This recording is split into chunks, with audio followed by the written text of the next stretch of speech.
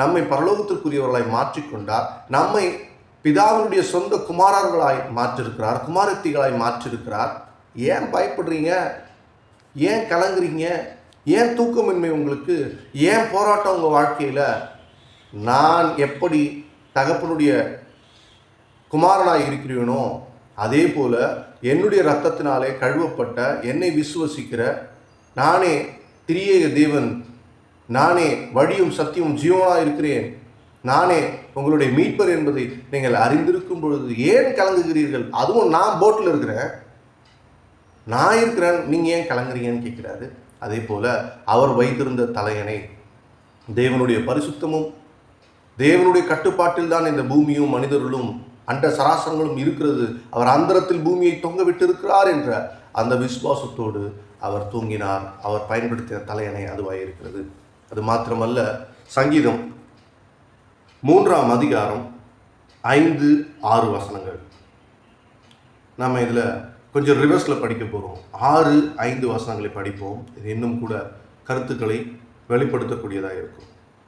தாவீது தன்னுடைய சொந்த மகன் அப்சலோமினால் துரத்தப்பட்டு கொலை செய்யப்பட தேடிக்கொண்டிருக்கக்கூடிய ஒரு ஆளாய், வாண்டட் லிஸ்டில் இருக்கக்கூடிய ஒரு ஆளாய் பதறி தன் உயிரை காப்பாற்ற ஓடிக்கொண்டிருக்கிறார்.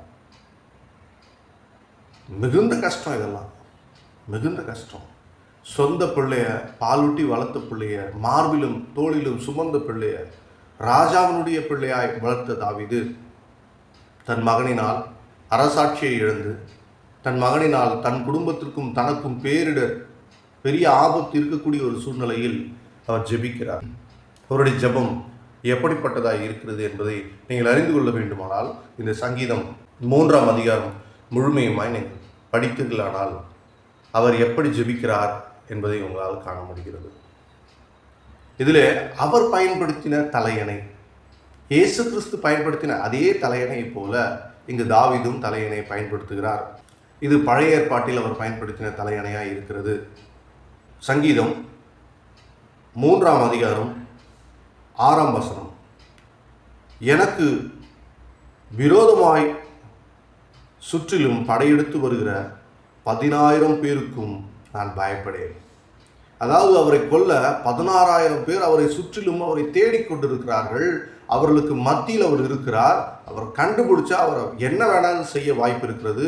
எந்த நிமிஷத்தில் அவருடைய உயிர் போக அவருக்கு வாய்ப்பு இருக்கிறது. ஆனால் அதை குறித்து எனக்கு கவலை இல்லை ஆண்டவரே அப்படின்னு சொல்கிறாரு. 5வது வசனம், ரிவர்ஸில் படிக்கிறேன். 5வது வசனம், நான் படுத்து நித்திரை செய்தேன்.